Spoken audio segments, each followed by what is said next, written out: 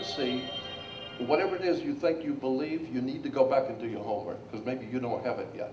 And so when you think that you have the whole truth in your religious belief, you are looking for trouble, because that's, and we talk about all of the fundamentalists in the Middle East. The fundamentalists are killing people, and but we have fundamentalists here, and they're equally as violent and equally as dangerous. So I feel that it's just,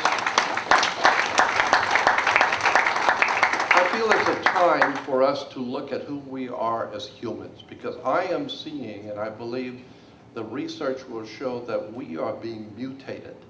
That is a word that is very important in my book, mutated. I think the human race is being trained and how would you say, mutated. We are not the same humans that we used to be in the, say, 1900s and the 1870s. No, we're not like that anymore. The days of the people being like Nikola Tesla and the great minds, we don't think about those things anymore. Now we're watching television, got basketball. We don't need to think about any of that. And now, of course, what little bit of intelligence we have as a people in this country, we don't even need that anymore. And all you need to do is watch, there's so many things on television, like that girl. It just blew me away. Yeah. It just absolutely blew me away with that beautiful, incredibly gorgeous young lady who was a teenager, Miss America. What was it? Did you see that on television and on the web? Oh yeah, and she just rambled. Yeah, just rambled on about. They asked her. She was a contestant. I couldn't believe. Here's a beautiful American girl. Couldn't find a way out of a paper bag. She didn't win. No. But that's indicative of the society. But she was cute. Oh, she was gorgeous. This I noticed immediately. Yeah. I'm old, but I'm not dead. But anyway, I believe that the problem we're facing is a mutation of society. We're losing our humanity. We're losing our ability to think deeply and spiritually about anything. And obviously, it's because we're being bombarded with entertainments and sports and all of that. I've often wondered, why is it that we have so much emphasis on sports? It's because young people have a lot of energy. And when you're growing up, you have an insatiable desire for knowledge, to question everything, and you've got the energy to follow through.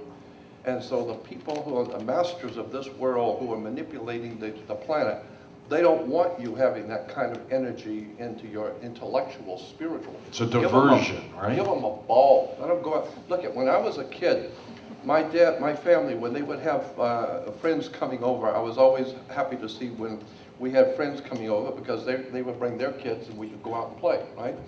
And so, but for me, when the families would show up after dinner, the women would be in the kitchen, the men would be in the front room talking, and then my dad would always say, well, you kids go on out and play.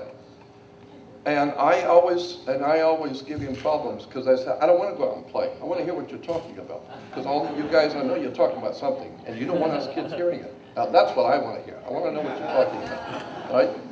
And so finally, my uncle or my dad or his brother would say, okay, let's go out and we'll play ball. So now that my uncle and my dad go out and play with us, well, now the kids want to go out and play because the adults are going to play with us. And of course, 5 minutes after we get the game going, my dad's tired, so he's going to go in. My uncle has got to go in for some reason. And now we're involved in out playing, so he took care of us. He got us out there and playing ball. The same thing is true today. You see the President of the United States going out, throwing the ball, and all the dimwits and jerks of the country are all there. Right. And they're watching the ball game because Daddy's out there throwing the ball, right? And then they show all the movie stars. All the movie stars are out there watching the ball game. This is their trick. They want to keep you occupied with the sports and showing you that Daddy is playing with you, and Uncle and the movie stars and all the big politicians are out watching the ball game. That's what you should do. All the time that people were watching basketball when I was a kid, I was in libraries, 9, 10 years old, reading, studying, because I wanted to know. There's very few times in my life I had fun as a kid, because I was always asking questions and wanting to read and study and wanting to know. That's why I am who I am. You know, Jordan, about 6 years ago when I started studying the things you did, Jordan, I thought you were nuts. I looked at the things you were doing and went, no, this can't be. But you're right. You're right, and it's scary, but you're right. Let me just answer that. It's far more scary than you know, because I have had federal agents threatening me. I've had my phone shut off by the NSA. I've had telephone break-ins when I'm on the phone talking. Somebody will break in. Tell the warn me. story on Coast to Coast when you were disconnected, but you still heard something after we were long gone. Right. When we were on the program together, my phone line went totally dead. And I didn't realize what had happened, so I stayed on the line. And a few seconds later, it came back on. And I could hear people walking around in an office, and you could hear it reverberating, so it was a small office. And they're talking about me. And I'm sure they did that purposely, to scare you. They let you hear. Meanwhile, I'm dying on the air. There's no Jordan Maxwell. And they said, one guy says to another, he says, somebody's going to have to deal with this guy soon. And the other guy said, we've already got plans, or something like that. We got plans for him. And then I heard him walk across to the telephone and hang it up. And so I'm sure that they let me hear that. You know, Jordan, I have to say exactly the same thing happened to me. I wasn't on the radio at the time or the TV, but I had precisely the same experience of I picked up the telephone to make a call, and there were people. I could hear people chatting, and I thought it's a crossed line until I realized they were talking about me. And it was the same kind of sort of ominous conversation, vaguely ominous conversation. However, as I listened, I heard my FBI code name, and this is going to kill you. It was Mr. Malarkey. You are Mr. Malarkey? I am Mr. Malarkey. At least I was Mr. Malarkey back in 1987 or 8, whenever that happened.